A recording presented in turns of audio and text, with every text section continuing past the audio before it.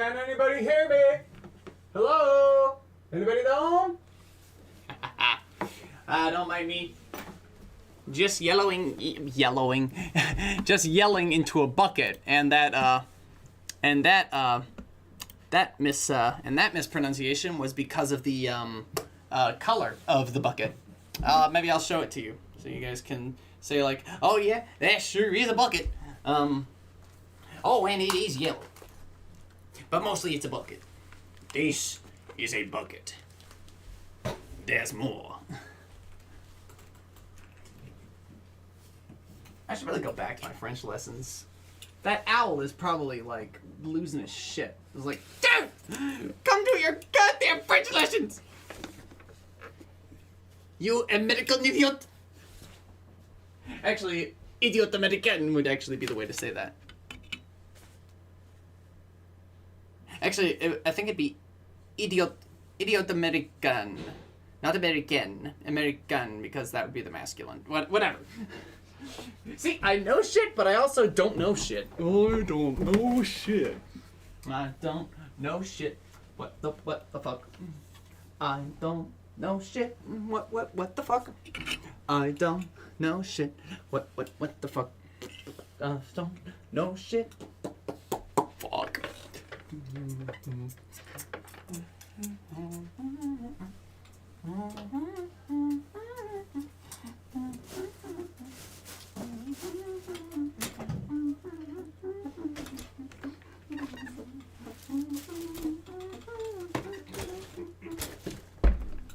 Okay, now that I'm on the curtain setting up step, I'll go ahead and turn on the camera as long as I have the right. Yes, there we go, perfect. Now, where was I? All right. Curtain over here. Hi! Still not ready to go. Oh shit, there's actually a couple reasons why we're not ready to go. Why the fuck is that not online? Yeah, that's weird. Let's see. So that's turned off. And so is that, which it's appropriate that that's turned off. Let me just, where's that goofy thing? Yeah, there it is. Y'all got time to pick up the movie?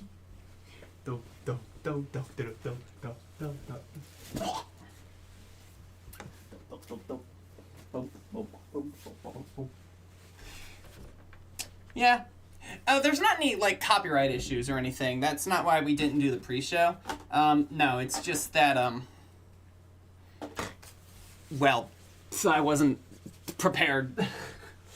Like, I'm even less prepared than usual. I'm so good at streaming, you guys. Oh my god. Like, oh my god, so good at streaming.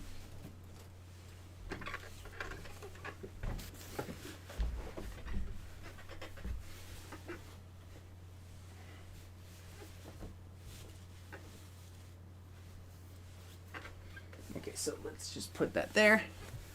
It doesn't look terrible. Anyway, this is a bucket. Pinocchio! I guess that's not really inside of a whale kind of echo, but, you know. Ooh, I should probably open this can of drink before we get started. I should also probably preview the face cam before I decide that the curtains look fine. You're going over there, bucket. You're not. I don't want you rubbing up against my leg. All right, loud noises, loud noises.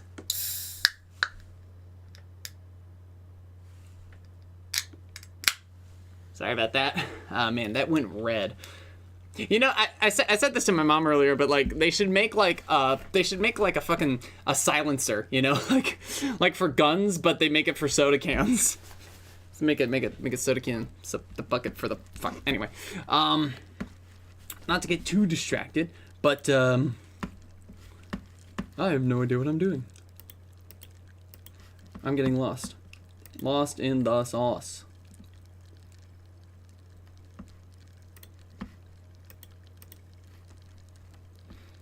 Okay, well, everything seems to be in order.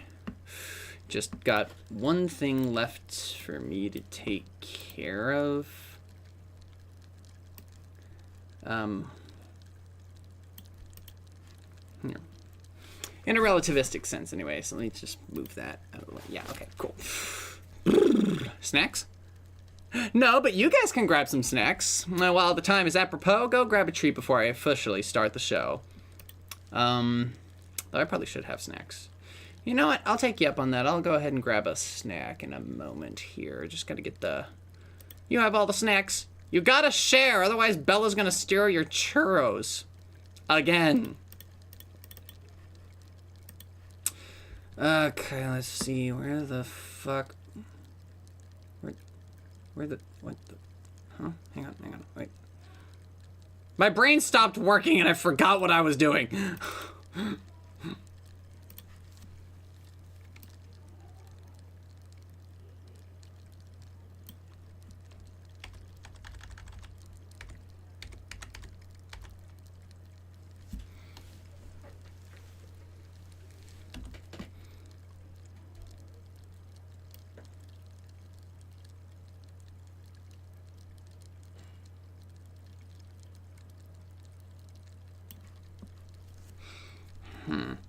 You know, I'm gonna try something real quick. I'm just gonna give me a moment.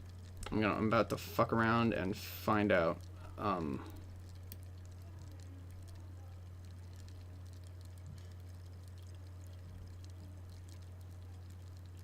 Fuck. I say that, and then all of a sudden, it's just my brain is not braining right now. God, brain, work, damn you. Work, brain, work. Work, brain, work. Okay, alright, let's see. Okay, so movie time should be viewable. Yeah, okay. Let's see, what's the... Okay, turn that off. Whew, okay.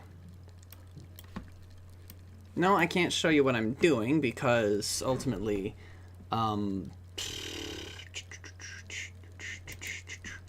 mostly because it's like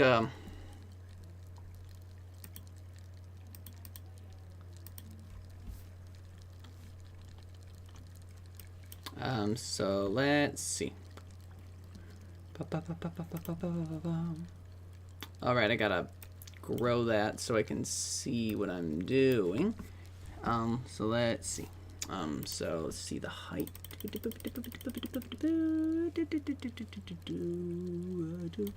Oh, right. That's not what I wanted to. I wanted to do that or something. Hang on. I'm gonna close that so I can see what I'm doing. Okay. All right. Mouse sensitivity help. Ooh. Is that it? I think that's it. And now it just feels wrong. Yeah, let me put that back. Alright,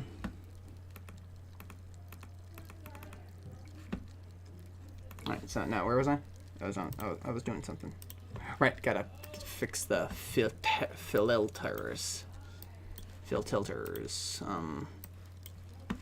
Let's see. Cropping.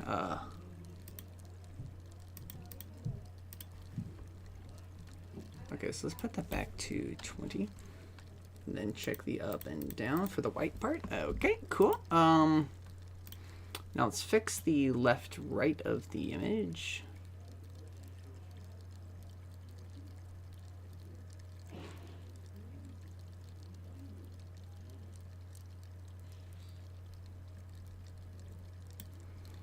Yep.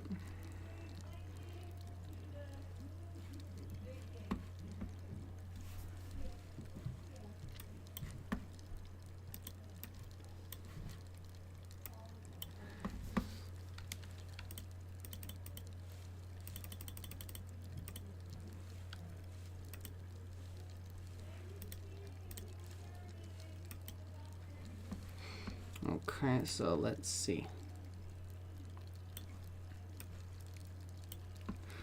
Okay, so let's see.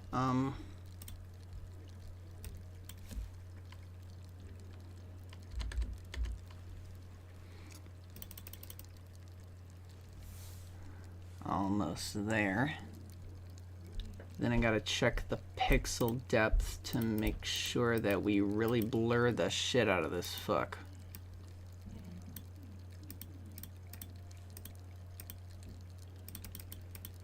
Whoa, whoa, whoa, whoa, hold on.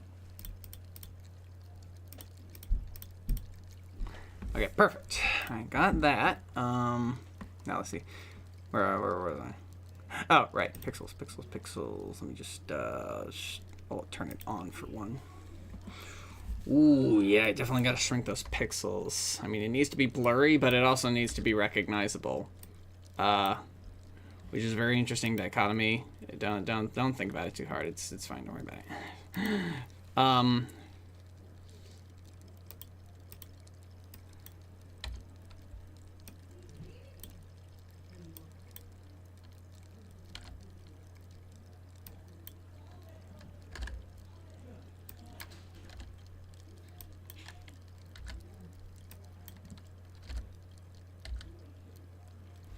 Why is there a black bar on the... You know what? I might just have to crop up 1 pixel. Or...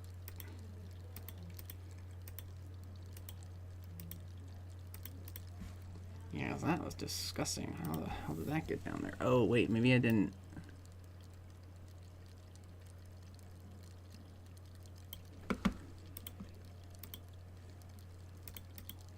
Ah, there we go. That fixed it. Okay. I realized what the problem was. All right, so let's bring that back down then. Let's go down to 60. 50? Oh, wait, no, 50, not 15. Good Lord. Oh, okay, so let's go 6, 7, 9, 8 versus 9.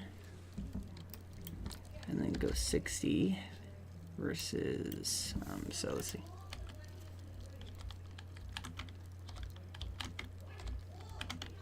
Yeah, I'm gonna go with 60 on the pixel size depth. That should do it. Yep. Okay, so turn that back on. Okay. Okay, cool. All right, I think I got it. Now, just gotta turn it on and then turn it off again so that, you know, I don't experience any lag. You know, we've had these problems before. Shit, stop, don't show that. Fuck, I know some people have uploaded this to YouTube for free, but, like, not me. Maybe I should have hit the space bar before I double-clicked on that. Double tap that. Anyway, so what are we looking at? Okay. So, yeah, we're almost ready to start. I'm sorry for, making you guys wait. I mean, usually I kind of make you guys wait, you know, but, like, you get a pre-show beforehand, usually. But in this case, it's like, you're just sat here, with the fucking, it's not, yeah, not an ideal situation. Yeah, it's like, you know what I mean? Like, it's not an ideal situation.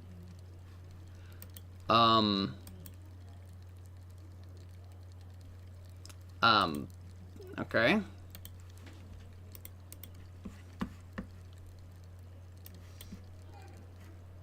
Okay, well then, that being the case, at least I think, okay.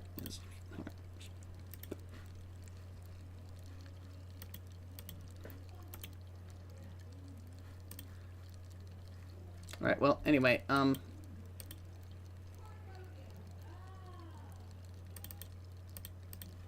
okay, anyway, what do I gotta stop dicking around with this.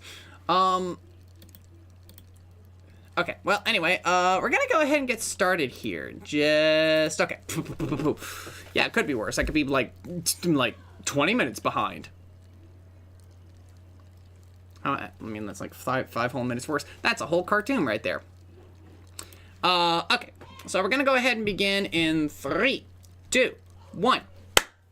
And a great big hey, howdy, hey to all my goofy goobers out there. Welcome to Animanic Commentaries with Comic Auzi. And tonight we've got a real special one for 2 reasons. Number one is that this is probably one of my favorite animated musicals, like, that we've covered this year. And number 2 is, as far as animation is concerned, oh boy, it's gonna be interesting. And for those of you who've seen the movie, not for the reason you might be thinking. Okay, so let's see.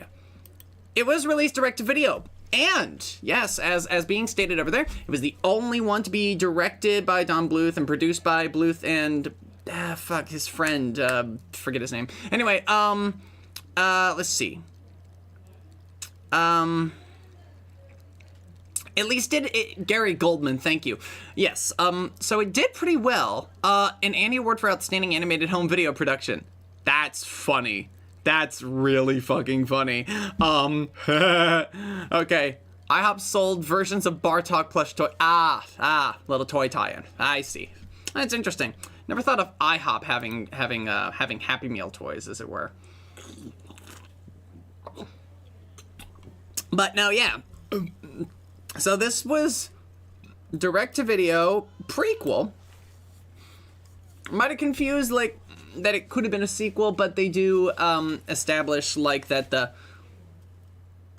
Russian family has not, the royal Russian family has not been overthrown. I don't even think Anastasia's been born yet. They've also got Hank Azaria reprising his role as Bartok. They have Kelsey Grammer playing a different character, completely different character. Catherine O'Hara. Always thought it was a sequel or an alternate universe. Well, I mean, it's good. I mean, I can almost say that I probably like it a lot better than Anastasia, but only in the same way that I would like Dumbo more than Fantasia. It's like, sure, like Fantasia is beautiful and very cinematic, but I don't know, give me silly cartoon animal, you know? So, without any further ado, because most of the stuff I'm going to be able to talk about is stuff I'm going to be able to talk about in the process of watching the movie.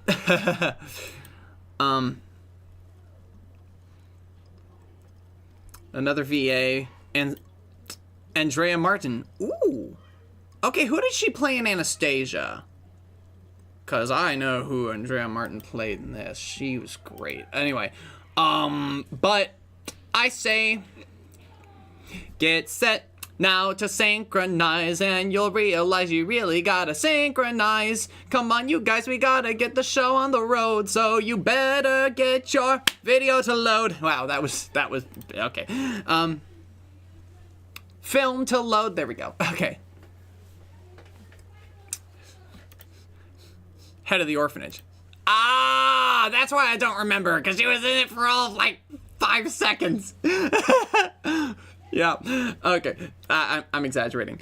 Anyway, without much further ado now, everybody gets set to synchronize. This movie just picks right up, though maybe some of you might have a logo in front of it, and I want everyone to be mindful that if you do not have a personal copy at home, that whatever you're finding elsewhere may not sync up properly. It may in fact be the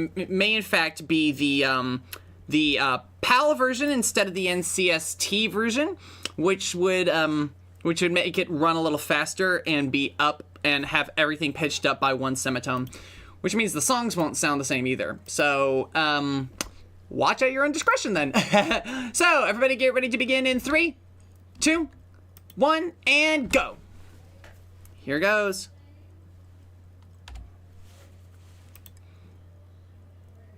This is wonderful. We already hit the ground with this beautiful, like, establishing number here. Or at the very least, this brief. Yeah.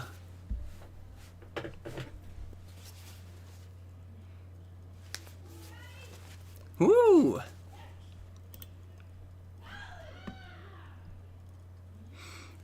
I love the visuals, too. The mortar and pestle. Also, here's an example of what I'm talking about. This rat here is like static, static, static. They didn't finish animating parts of this movie. I'll be sure to point it out when it comes up. This is definitely on a home media budget, but like it's Don Bluth and his primary team. It's like the A team of animators. Not like whatever, like, external scene. Love that. That is the title. Like, it doesn't appear anywhere else in the movie. That is how they frame it. That's great. Already gives us It's nice to be back. Also, did you know Hank Azaria was a good singer? Well, if you haven't seen this movie, you wouldn't know it. And he's doing it in a character voice, too. It's like Dan Povenmire as fucking Doofenshmirtz. Like, it's a relatively obnoxious voice, but a really well-sung one.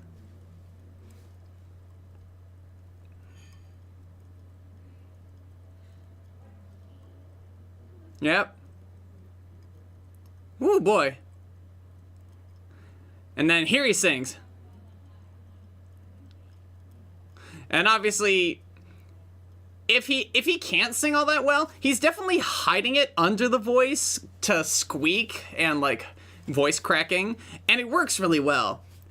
Also love the visual there. Yeah, there's a couple of people in the crowd standing perfectly still.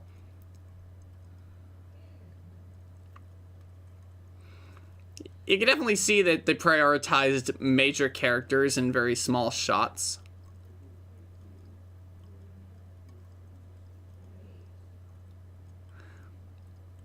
So, yeah.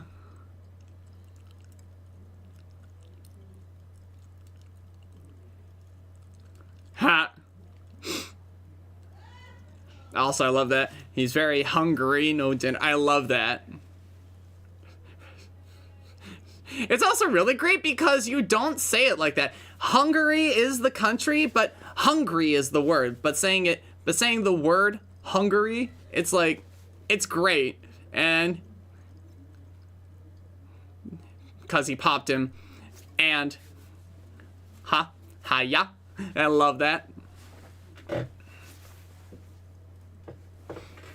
BARTOK. Yeah, the people in the far background not moving is perfectly fine, especially for such a brief shot, and then they're all, like, blurred. And Philip Van Dyke as the prince, yes. Undeniably, reliably... Oh, wait, no, there's a better lyric. It's like... It's this lyric, like, here. This battle go to battle. This battle go to battle? Who comes up with that? I'm sorry, somebody IMDb this for me because I need to know who did the lyrics on this movie. Because, like, they're so good! Ah, man, I should have read the credits before starting this. And look at that guy, like, some of his frames are missing. Like, he's not...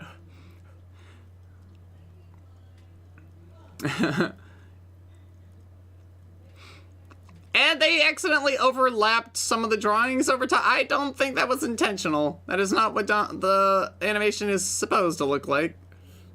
And the film isn't styled for that. It's just weird. Oh, the same guys for Anastasia? Well, that explains a lot.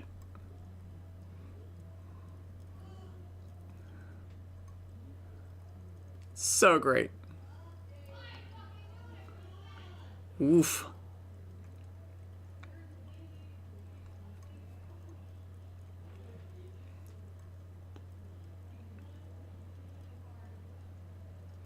Yep. I love how they're able to communicate this so clearly, even with the background and his foot bobbing up and down. Like, unlike what I said about something like All Dogs Go to Heaven, there isn't really anything in this movie that I would say is over-animated. That is to say, like, the cartoonish exaggeration and over-the-top shit happens when it needs to. And everything else is actually really solid and, like, subtle acting. And it's really good. And to say that some of the best Don Bluth animation is in, like, a direct-to-DVD prequel. Whew.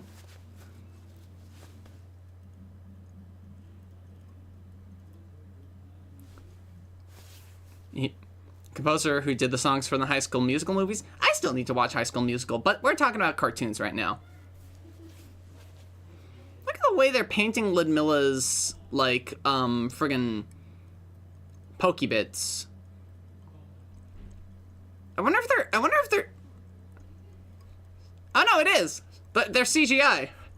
It's like the carpet from Aladdin. They're just putting them on top of, like, existing 2D animation. That's really neat.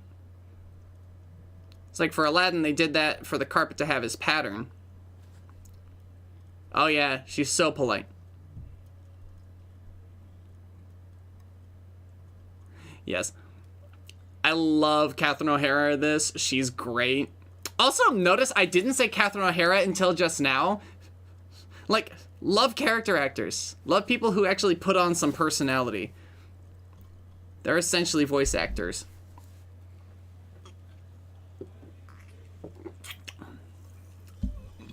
Oh, he does kind of sound like Arnold from Hey Arnold. Okay.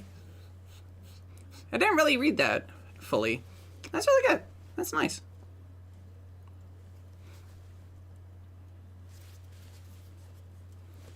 Yep. Mm-hmm. Woo.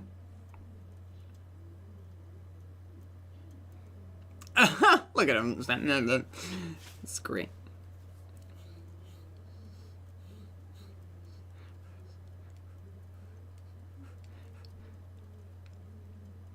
Vol is voiced by Dietrich Bader. Man, that name sounds familiar. I think he's been in a lot of cartoons. Yeah. You'll actually probably recognize a good handful of people in this. Batman Brave and the Bold. Okay. Uh-oh.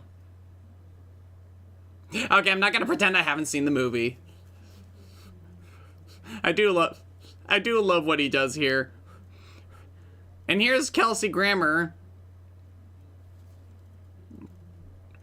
And, you know, it's really a testament to Kelsey Grammer's talent that he plays two different characters in the same franchise and is able to portray them so differently. And what you'll notice is that he's leaning into a thespian energy, but there are some bits where, like a proper voice or character actor, is like he puts a growl in some of his voice lines when he's angry because he's a bear and he would growl, and it's so good. Also, just what a cartoony design for the Anastasia world. He really looks like a bear clown. Yep.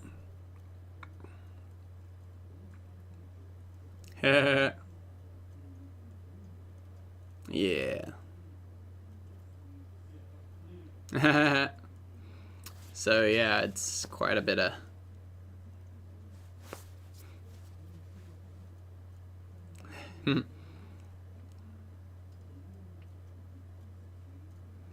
yeah.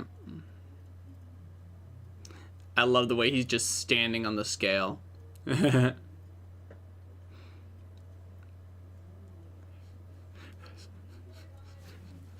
That scale is really good CG integration. It fits really nicely.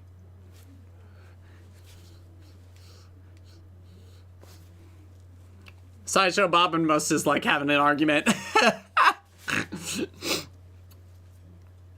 I mean, I can see the Sideshow Bob thing, but like because of the tone of voice. This is a great bit, and I'm gonna call. God, and to think like this is a real location that you could visit in real life, which is what's even more incredible about this sort of thing. Like that. Here she is. Okay, like, and right there. Oh yeah, it just fell. It just fell out of top of frame. Teeth as sharp as iron.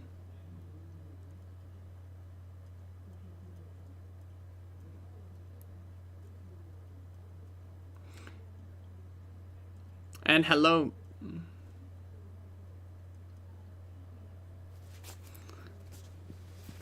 Yep. Oh god, I'm really looking at her like cape or like her train dragging across the floor. Anybody who's seen this movie knows what I'm thinking about.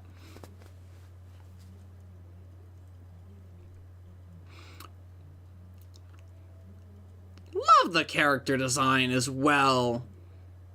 It's absolutely great.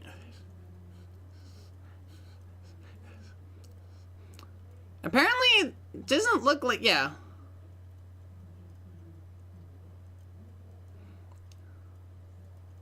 Love that line read.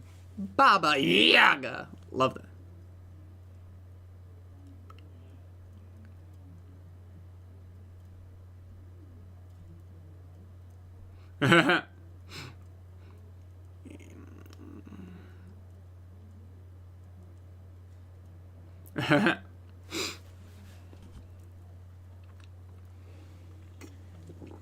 And yeah, like I said, and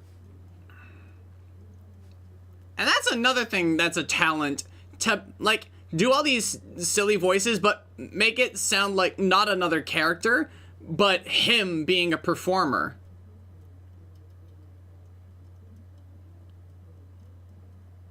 Whoa, boy. I love the little squash on the little crow's nest, like when it hits bottom.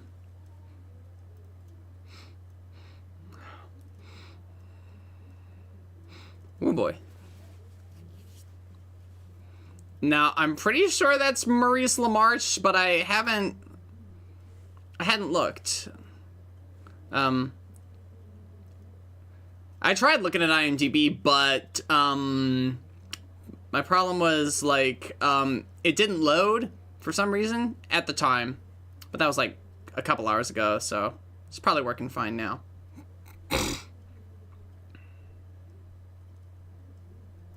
No, seriously, is that Maurice LaMarche? It sounds like Maurice LaMarche. But then again, I thought that, like, friggin', fucking, Winnie the Pooh, Darkwing Duck was in this movie. But he's not. Apparently that character's voiced by French Stewart, but we'll get there when we get there. That's not going to be for a bit.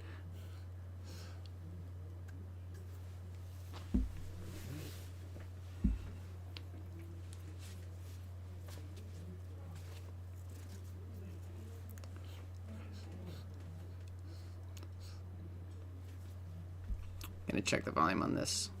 Okay.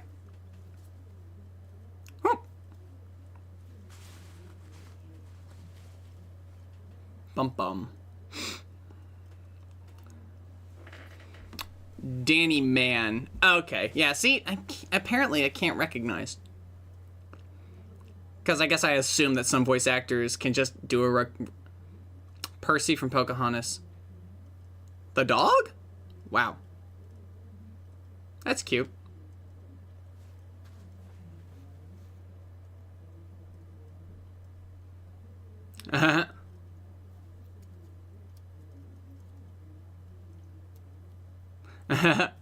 I love this bit.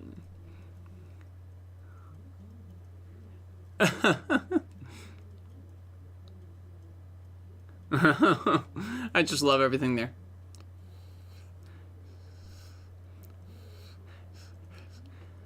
She knows how to speak to him.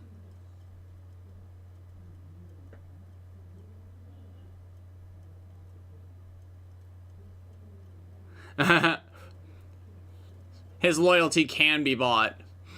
So it kind of shows, like, how this is a prequel because his loyalty can be bought. That's actually kind of clever. But he's also got, like, a soft heart.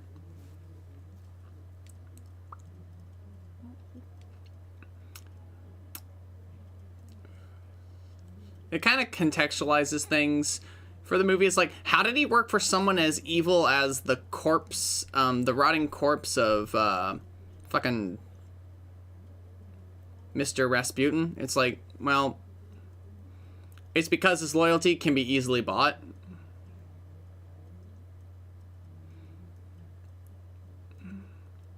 And maybe he got convinced by, like, Mr. Bad Boy Vladimir Rasputin in order to, you know, that getting rid of the Romanovs was for people's benefit.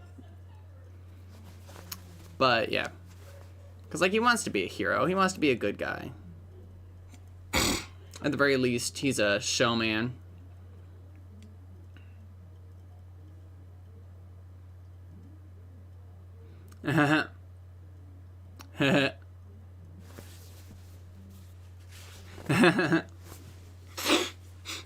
It's great.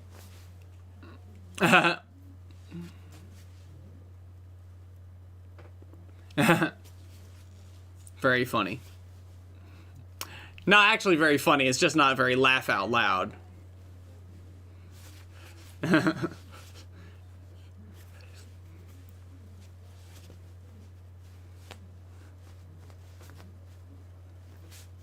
Yeah.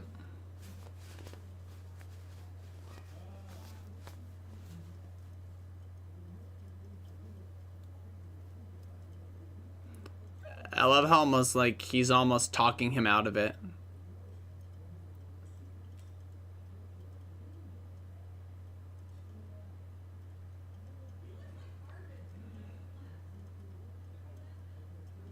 It's so interesting just how, like, much Zozie kind of swings on a whim. I guess that is one problem with this film.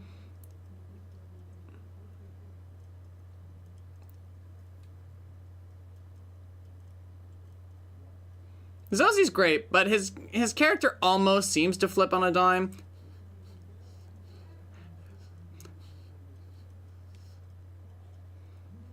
But at the very least, there's like two versions of his character where it's like he's got a sense of moral justice, but he's also looking out for their hides. And this really is the I Want song. It's being spurred on by Zozie. And it's being like... Or maybe he's playing a character.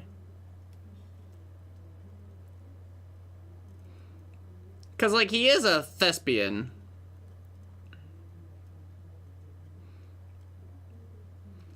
But, like, you could explain it out anyway. I was like, Bartok's choice spurred on this song, and it's a pick-me-up song. Yeah, it's an I Want song.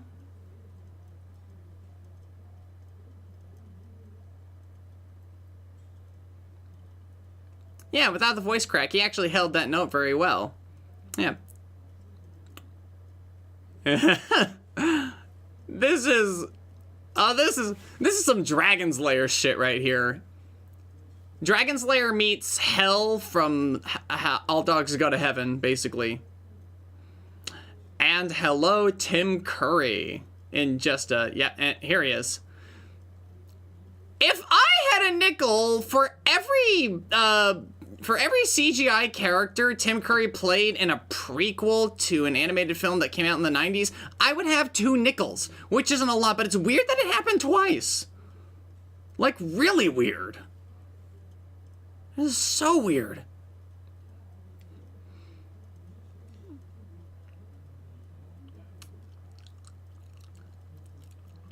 Yeah. I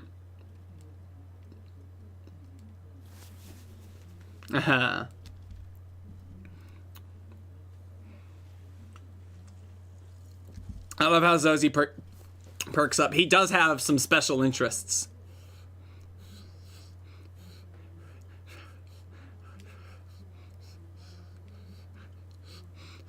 I love this shit.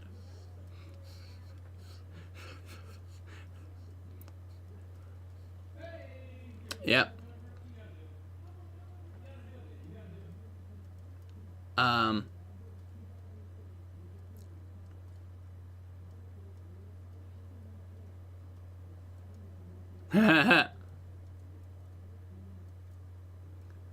Yep.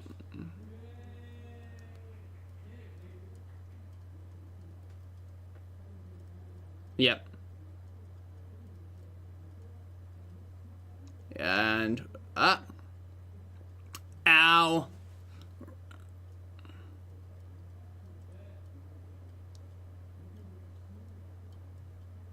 Oh boy.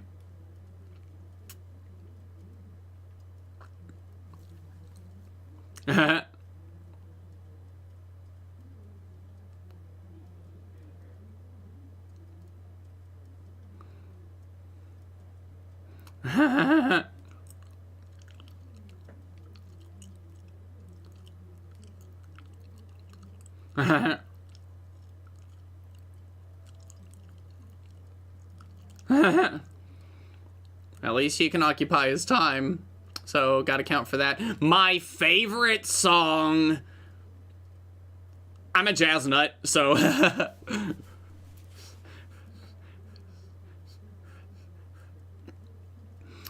Hello, Chicken House. It's really saying something when Tim Curry isn't the most hammy one in the scene. Yeah, you are right, squad. But I love me some jazz. I love me some swing. This song is my favorite song in the whole film. And I'll explain what its purpose is in the story. It's so fucking good. And here she is. And he jumps in the little thing that says dead bats. It's great.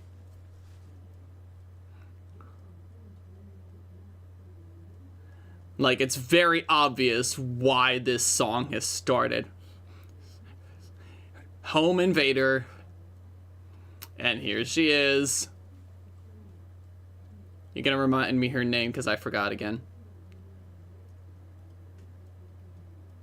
Yeah.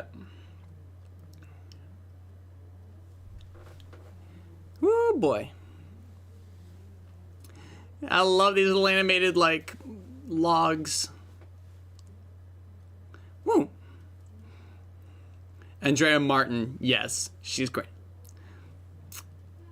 Aw, man. I love this. And woo. This song is so great. Oh boy. And even the magic effects, like, there's nothing wrong with any of the animation here either. Oh, I think the frog actually skipped some frames because they didn't finish cleaning them, but didn't notice it until just now. It may not even be true. I'd have to go in. And the actual lyric here is, "Little no one, you're through." Some you might subtitles might be wrong. But I'm getting nearer. Someone's in that house for sure. It's great. Small and dumb. No one, pink and white. No one, here I come. So it's like, no one no longer means no one. And no one's getting out tonight. So what's really great about that is there's so much going on in this song that I really want to talk about. So it's really great. It's like at the end of the song, no one, small and dumb, no one, pink and white, no one, here I come, no one's getting out tonight. And it's like, she's referring to, like, Bartok as no one, like a name at the end of the song, and it's great. And no one is getting out tonight. He's getting out to go perform some tasks for her. So it's like, it's all a great play on words. It's so clever.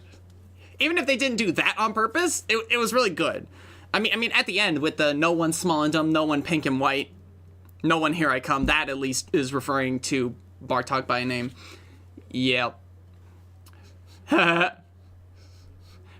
She's already spilling at least part of the, like, part of what's going on in this film about, like, appearances being deceiving and shit. She's just sick of his jokes. I absolutely love their dynamic.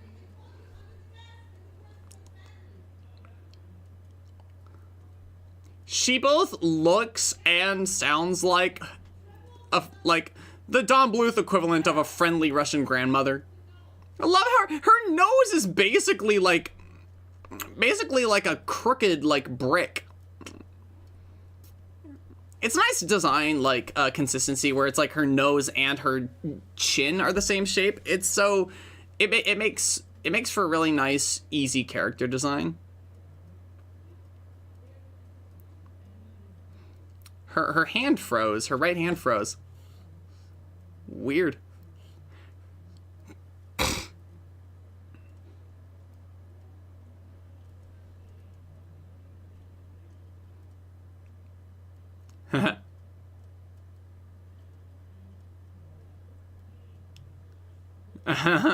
Again, She's sick of his shit.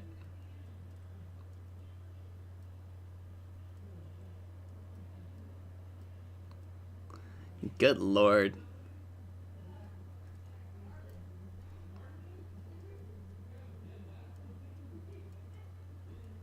Well, I think that has a reasonable explanation, that his loyalty can be bought. And, like, that Rasputin could have made the... Like, appearances can be... Ooh, I'll explain it at the end.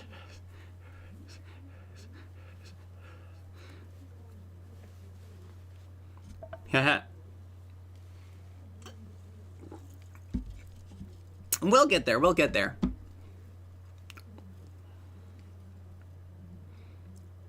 Oh, Lord. Also, only Don Bluth would have an Oedipus reference in his, She's impatient. Yeah, she's pretty impatient because she just wanted him out of the house. Because no one's getting out tonight. Just leave. Go. Shoot.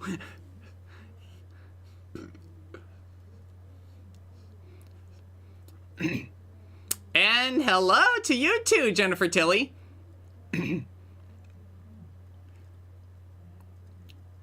What a fantastical little freaky worm thing.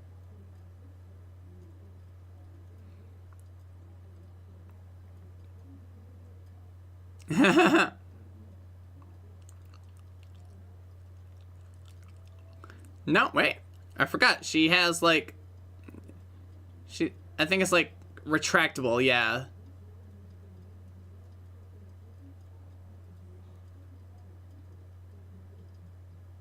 Yep.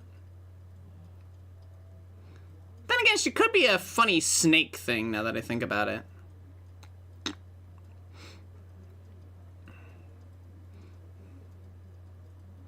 Yep. I love the energy of her animation. I love the multiple eyeballs on the quick frame. Yeah, I love that. God, Zosie's just able to sit there and not have to do anything. Oh, Lord.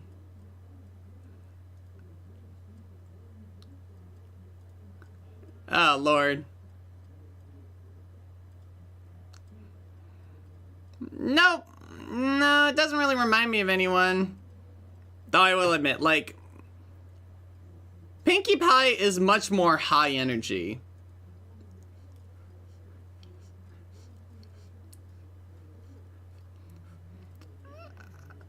I like how Bella...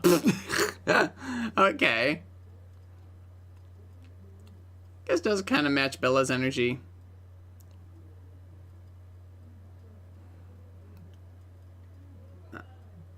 I love how he was like on the pulley.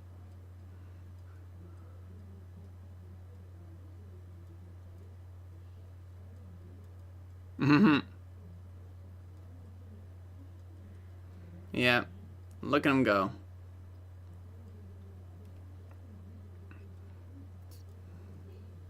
Woo! Look at him go. I love that. That was really well done. That's where you animate on ones. Yep.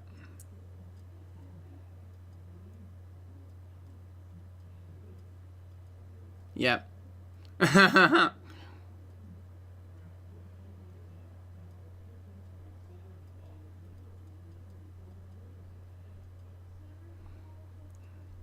So, yeah.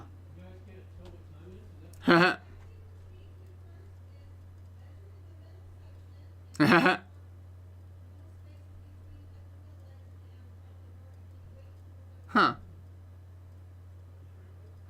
Oof. Kind of preoccupied. Yep. I love them using the melody from Bartok the Magnificent, our little opening.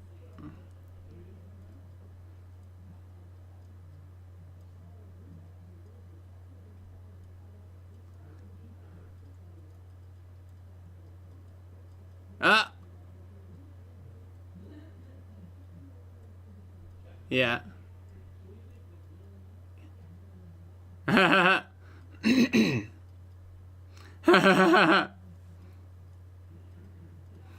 Ah, great. It's great.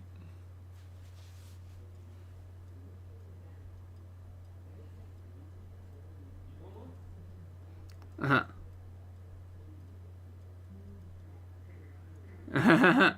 He just has to keep coughing it up.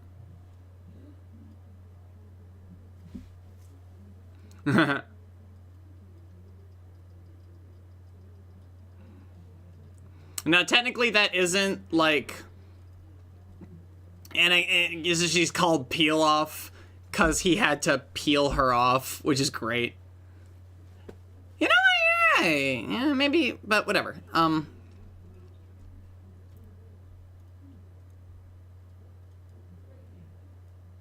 Yeah.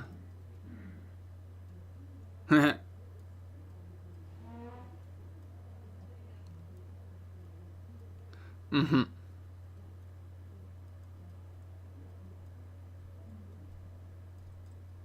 Hmm. Mm-hmm.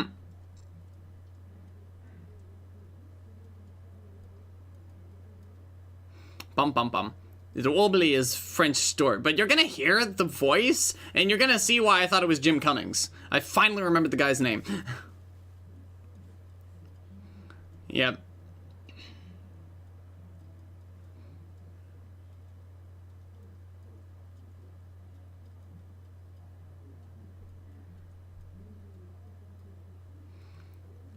You know, actually, he didn't solve the riddle.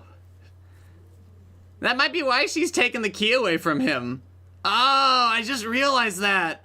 Oh, that's smart. That's really smart. Good lord, she is just chewing everything up right now.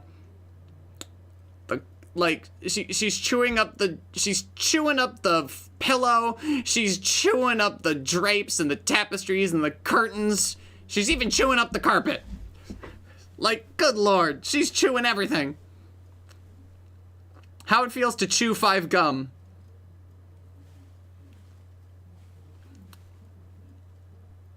At least pretend you're depressed.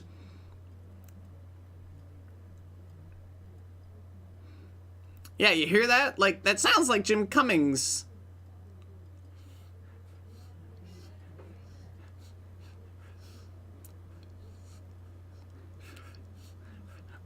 Or at least it sounds like a voice Jim Cummings could do.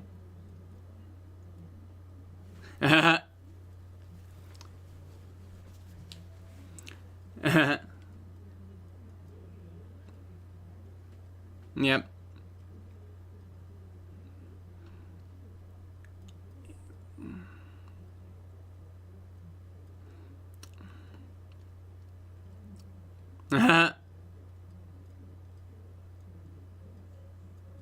Yeah.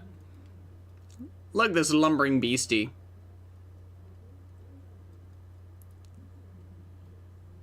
Uh-oh.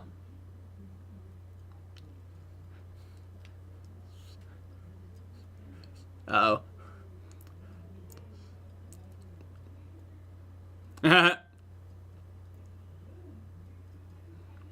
It's a good thing you have wings, you goofball.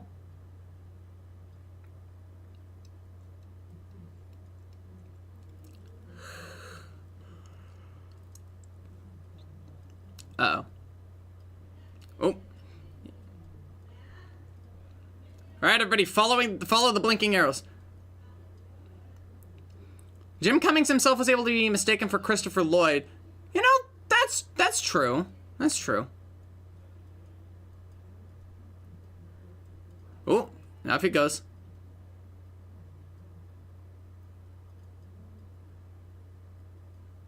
Yeah, I love how you can tell boogler means juggler.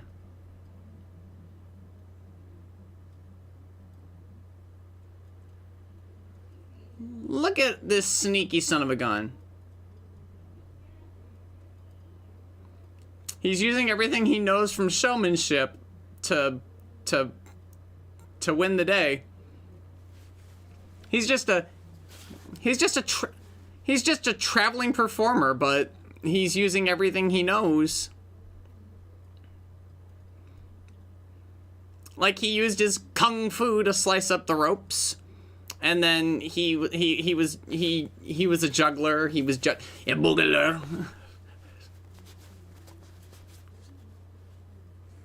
Man's just needed to cool off.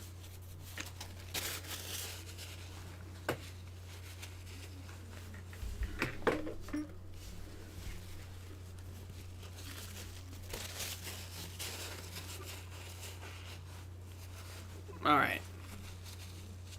All right, let's see.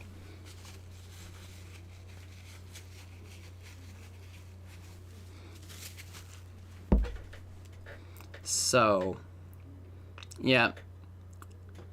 At least you get to sleep, buddy. Just right there on the floor. Barely even a second, at least for us. This movie is only an hour long. And a 7 minutes for, like,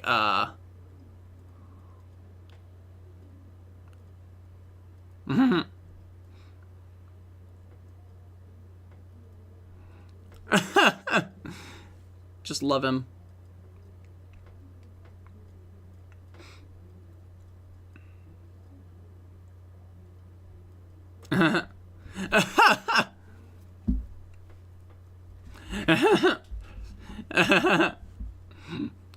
God, this...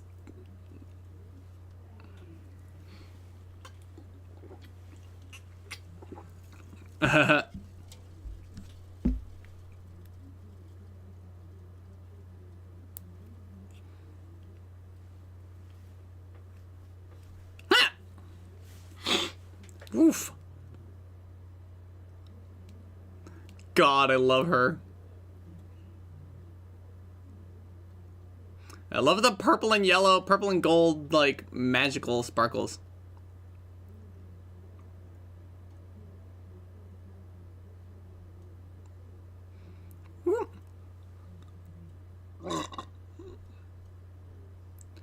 And he just takes away his ability to fly, just to...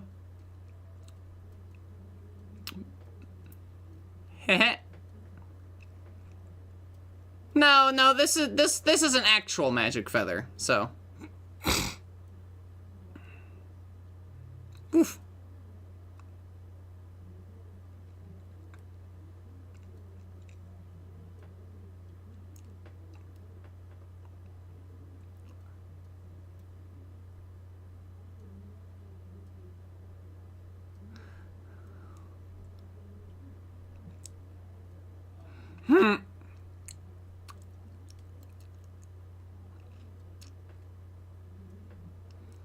Oof.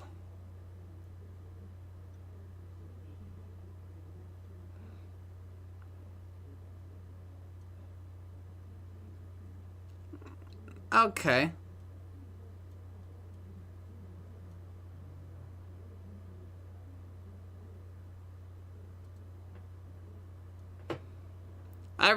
I realize that at least from here he's just being a little shit and saying this on purpose.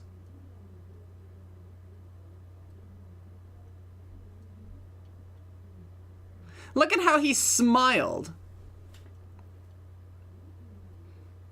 Like, it's like he's smiling again. Like, he's obviously saying that to try to encourage him because he knows. Yeah, the hot rock on the top of the crown, like, overheated the boulder and, tore it apart.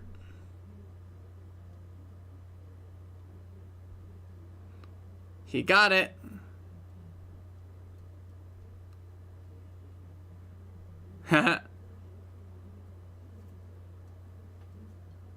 He actually earned this key.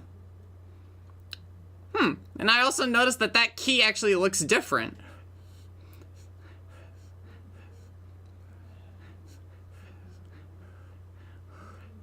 Whoop. Yep.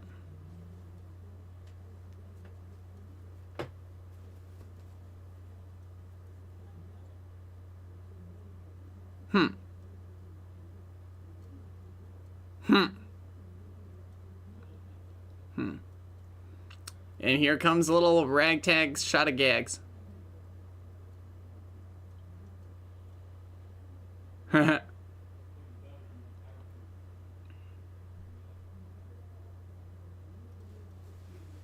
Yep.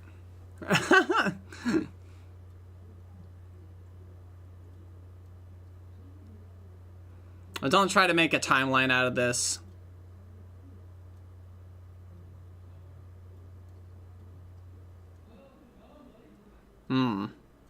Yep.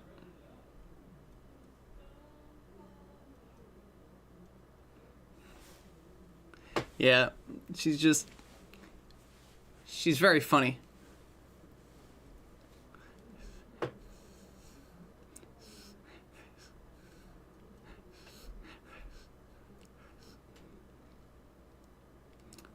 Oh no.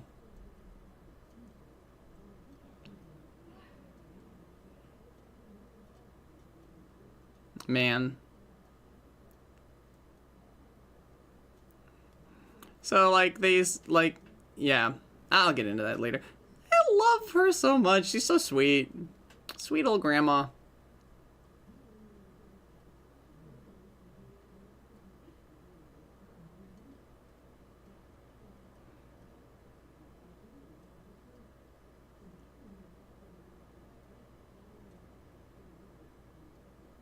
No. It's so sad. It is so sad.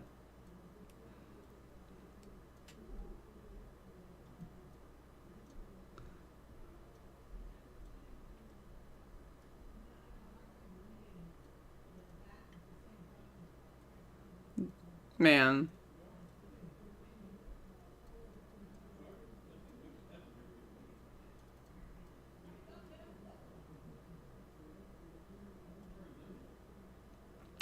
Empathy, Bartok. You gave her empathy.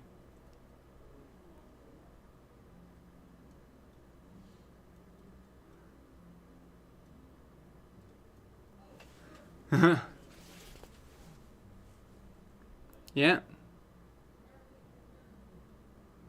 She's still a pretty impatient woman. Yep. Yep. Yep. Yep. Yep. It's great. Happy to live alone? But, like, the opening of the song, like, belied her actual feelings. So many years of never making merry, but I can feel a change in the breeze. And here's what's really great. Now, I don't know if you're watching NCST or PAL, but if you're watching NCST, the song starts in the key of, like, G flat. Minor is like, bum, da, da, da, da, da. And then it ends in G minor. Ba, da, ba, ba, da, ba. And the thing is that it gives the song a very kind of sad sound, da, da, da, da, da, kind of sorrowful, but then when it picks up into G, even though it's still minor, it sounds a lot happier. Ba, da, da, da, da, da, da, da, da, right? Like, that sounds happier, even if it's in a minor key. And so it's like she's more, it's like, so she's so excited by the end of the song, as she's been slowly, like, I'm so emphatic because someone's in my house somewhere. Also, this is a great bit for oh god, I love this. So look at him, like, dressed as Caesar. Great.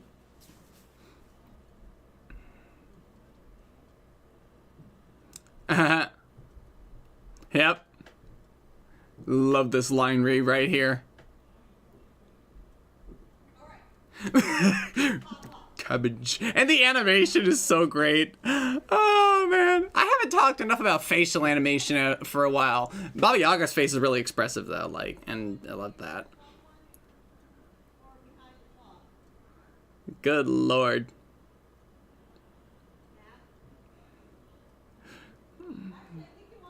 If I had a nickel for every time every time in a film worked on by a Disney animator, like, featured a bear dressing in drag with massive bahungas, I'd have 2 nickels.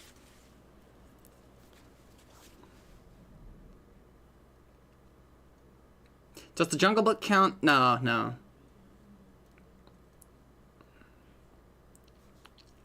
No, because that wasn't a woman. Necessarily. No, maybe, whatever. Anyway. You really don't. But, like, so here comes a brief little...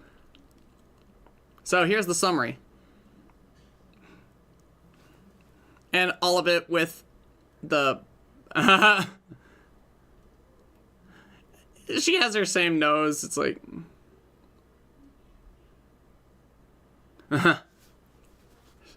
Smack.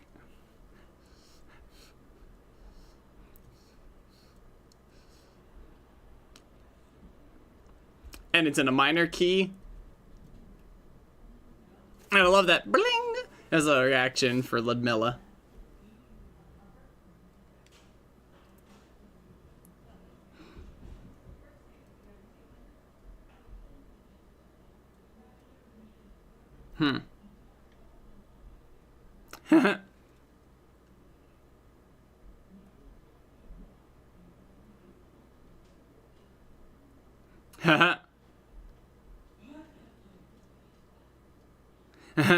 He does look vaguely like Rasputin. I didn't want to say anything because, like, it's a little off, but... Yeah.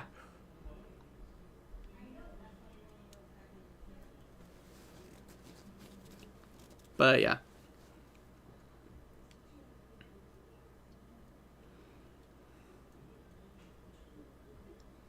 Off they go.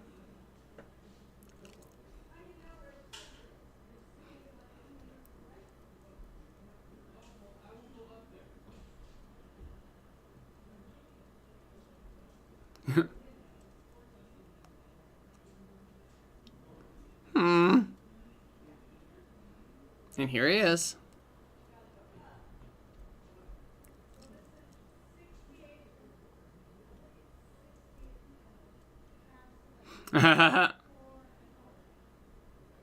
Yeah.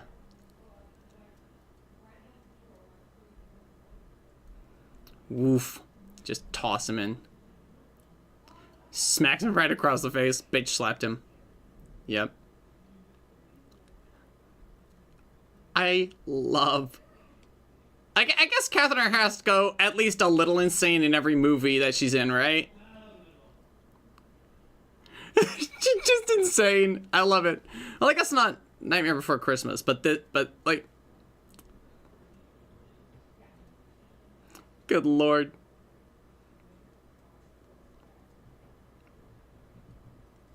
Oof. She really just got the Madonna tits. Just very spiny, very spiky.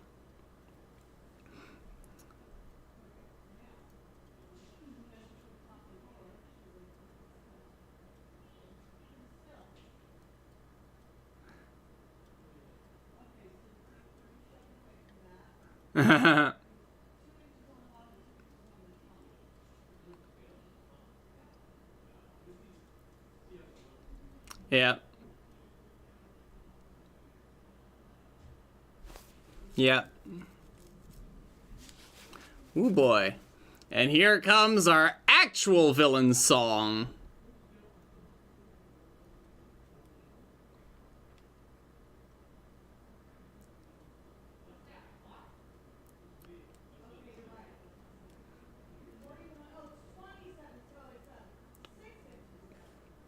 I don't think anyone who has... Yeah, I don't think even the people who have seen this movie are prepared for what's about to happen. It's a lot.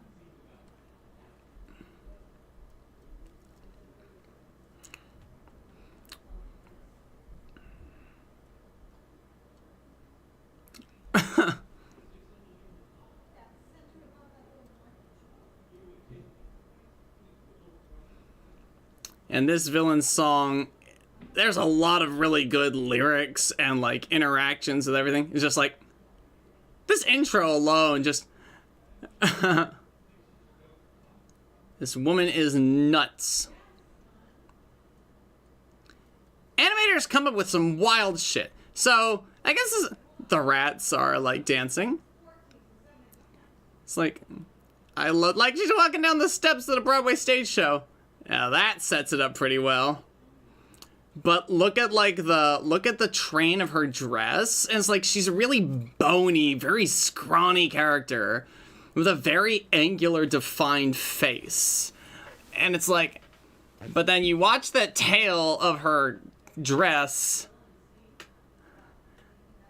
It begins.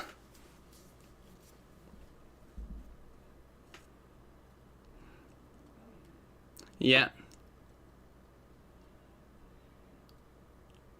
She turns, and big hands to smack him. She just keeps... More than just the peasants are revolting. She's the one who is revolting, like, against the crown, but also really something to look at. Yeah. Might want to take a vacation. And by the end of the song, she's growling because she's turning into a beast. It's great. Ah, great.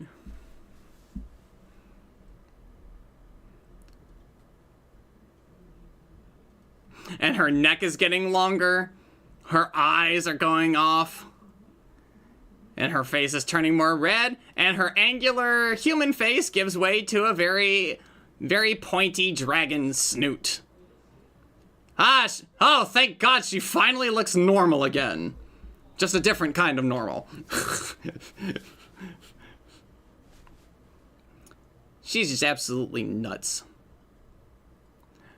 I love how she still sounds like herself. That's great.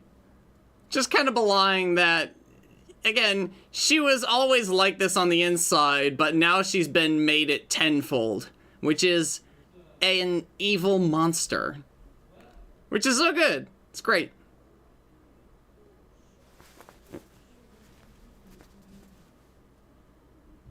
Well.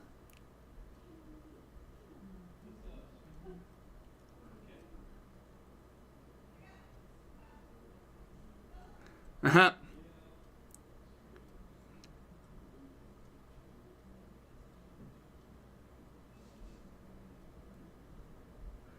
Off we...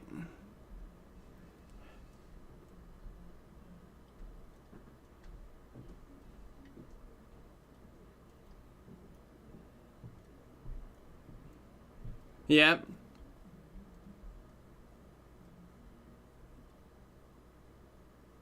Yeah.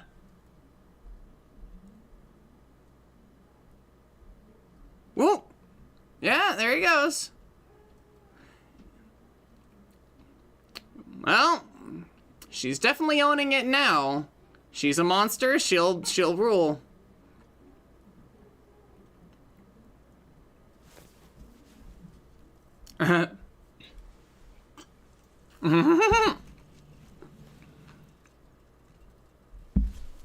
Good lord. Oh boy. And she doesn't even have wings to, like, fly over.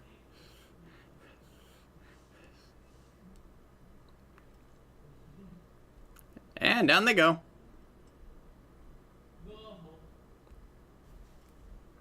Yep.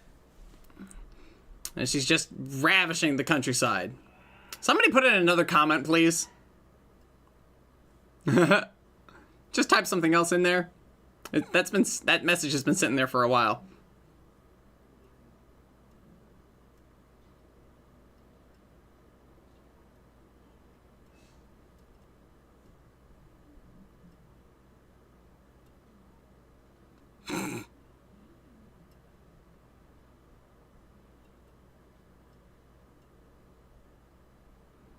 She is insane.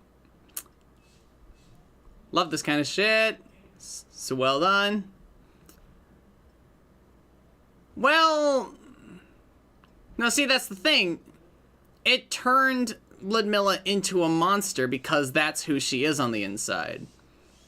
Bartok probably would have been turned into an even bigger showboat, I guess. Oh no, he would have turned into a boat.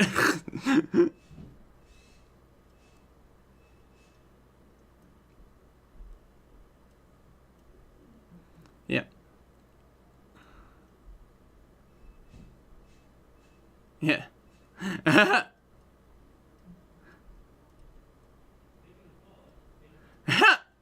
I love that. That's actually really fun.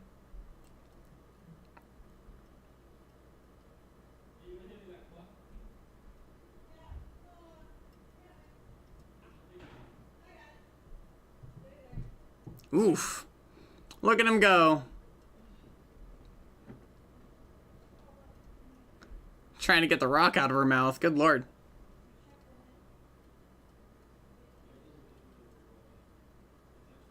Yeah. Yeah, get out of here, dude. You don't want to be around.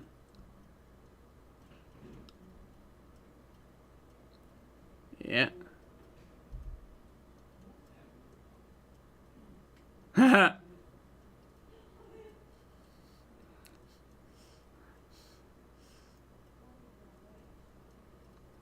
Yeah.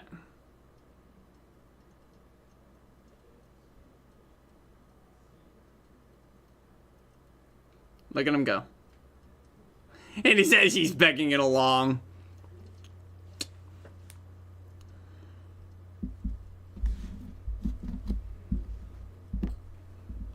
Yeah.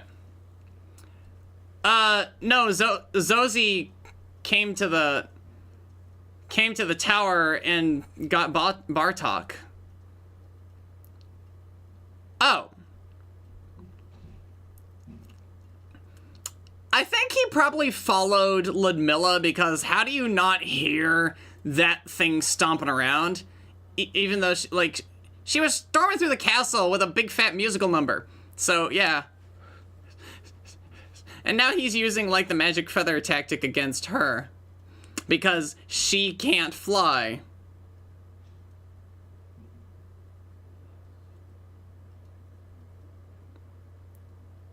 Down she goes. He got it. Just gotta be a little more patient. And she's dead. Fuck, man. From when he was when he tried to get the feather for Baba Yaga, and he couldn't quite reach it. He flew out of reach of the dragon. See, look at those. There's a lot of frames missing from that. The mother and that boy aren't moving at all.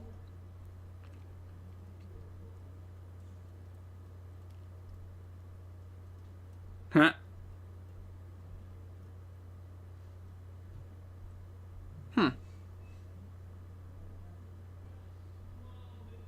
So. Yep.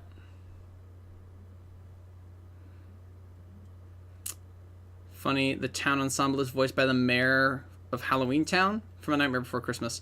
Huh!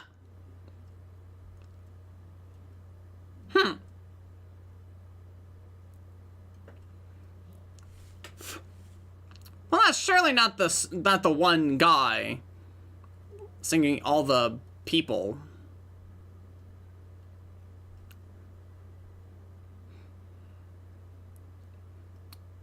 The Romanovs are in his debt. I'm gonna make a note of that.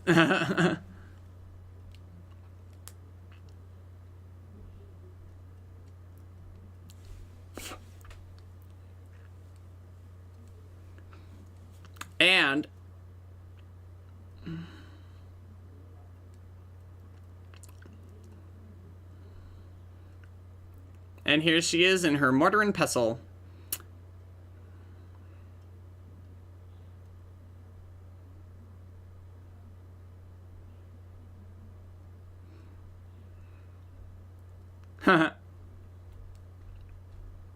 I just love that.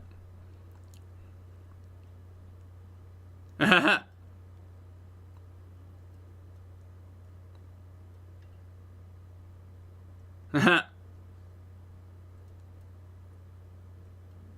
Huh. Yeah. Yeah. Huh.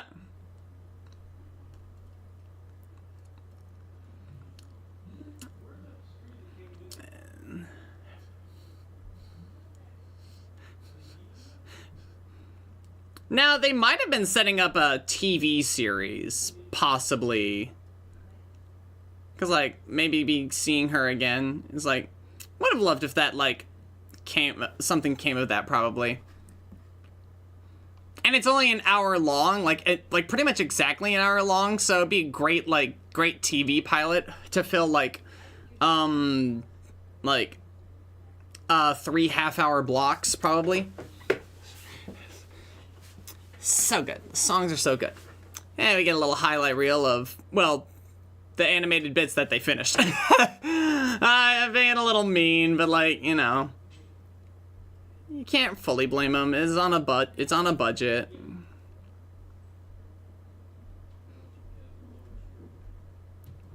Even, like, when, like, Bartok, like, went to sleep right on the floor and, like, fade to black and then fade right back in, felt like maybe a commercial break, even.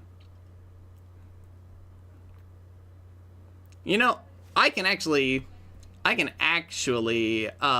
out all of my favorite things now with this song. It's like, a witch's life is very solitary.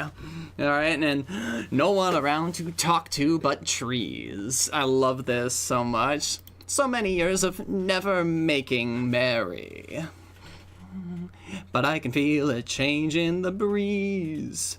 Alright? So it's like she's lonely and she's like in the hallway, right? Okay, and I get so it's like, but my hallways all say, God, that is such a good lyric.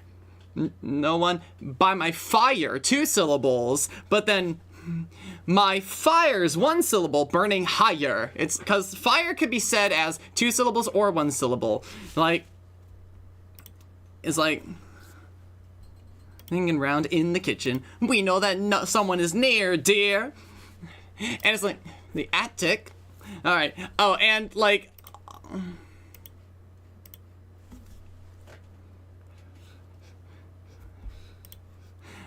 yeah. You would desert me, you know it would hurt me. Again, she is terribly lonely, but she's playing up, like, the loudest lyrics she sings are like, no one in the mirror, no one by the door, but I'm getting nearer. Someone's in my house for sure. Everything is so good. It's like, everything is so good. And also, yeah, it's like, it's not sure, it's not like door and sure, it's door and sure, right? It's like, kind of like how you can rhyme what with got or spot, you know? And it works. But you gotta say it that way. This movie is so much fun. It's good. I regret missing the how of a lot of things, but at least I picked up on the why. Yeah, the why is what's really important, but I definitely recommend watching this again, Squad, to like really paying attention to it because it's a good film. It is such a good fucking film. Actually, you know, I think we did watch it at one point before, but I guess we were kind of yammering over it that time too. Nevertheless, how Baba Yaga's incorporated in this film? Oh yeah, no, she is excellent. She's the reason for the film because this is the establishing number. This opens up the whole movie. It's a song about Baba Yaga, and like what. It's like Bartok, like about appearances can be deceiving. It's like, and that's true of like Baba Yaga as well. Like he's saying that about himself, but it can also easily be said about like Baba Yaga. Like you look at her, and it's like she's like not a looker, let me tell you, is what his words. But as well, like now what I was saying was like, oh, his loyalty can be bought, but it's like he becomes a hero by the end. Well, that's what's interesting, right? He learned that appearances can be deceiving, and like friggin'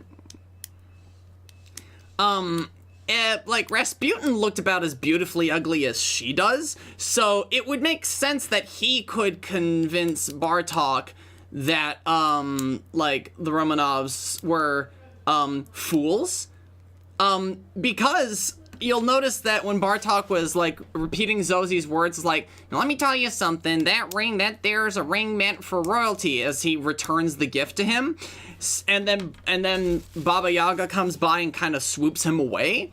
So he doesn't get to finish his thought with Prince Ivan. So he never really knows if what he said sunk in. Now, so it's like, yeah, it's kind of like. Yeah, you know what I'm trying to say. It's that he could be duped because he's not gonna not trust someone just because they're an ugly motherfucker. And now I'm actually realizing, because like I always watch this movie and I think like Zozi's characterization is inconsistent. There is one part. Yowza animation. Oh man, I've seen their shit. Painting of Ivan the Terrible. Great. Anyway, I was saying something. Shit.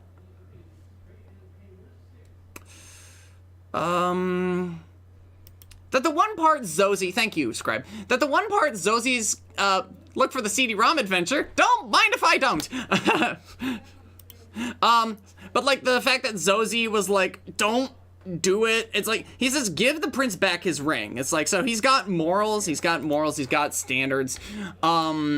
But after that, he's like, don't get us swept up in like, he's like, the Cossacks are coming after us. And he's like, don't get us caught up in debt to the fucking like royal crown.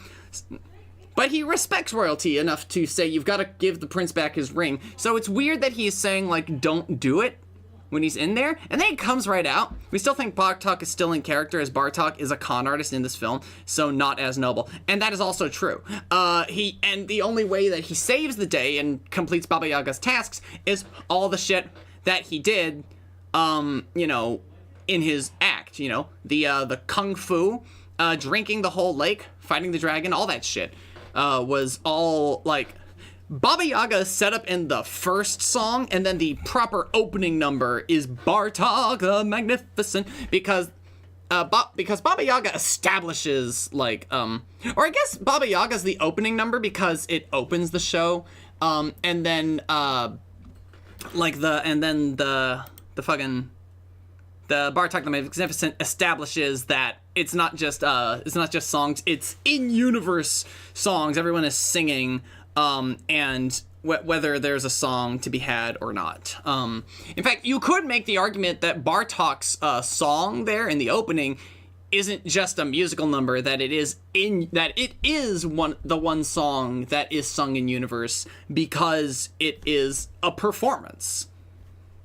Nevertheless, I'd say really good overall. Still think Zozi's character is like, it's confused. Like, I feel like there's a lot to extrapolate from the film, right? Like, I was extrapolating a lot from the film, but it was all based on stuff that came in the film. So none of the stuff that I was saying, like, about the story or the characters was something I was pulling out of my ass. It was always relating it to something else. Which is why musicals are so good, because the simplicity of rhymes and putting them to music makes everything more memorable. Like, everyone remembers Schoolhouse Rock, I mean, for fuck's sake. So a good song will get stuck in your head. And that helps, and that's why musicals can be so successful at storytelling. Now, again, that all being said,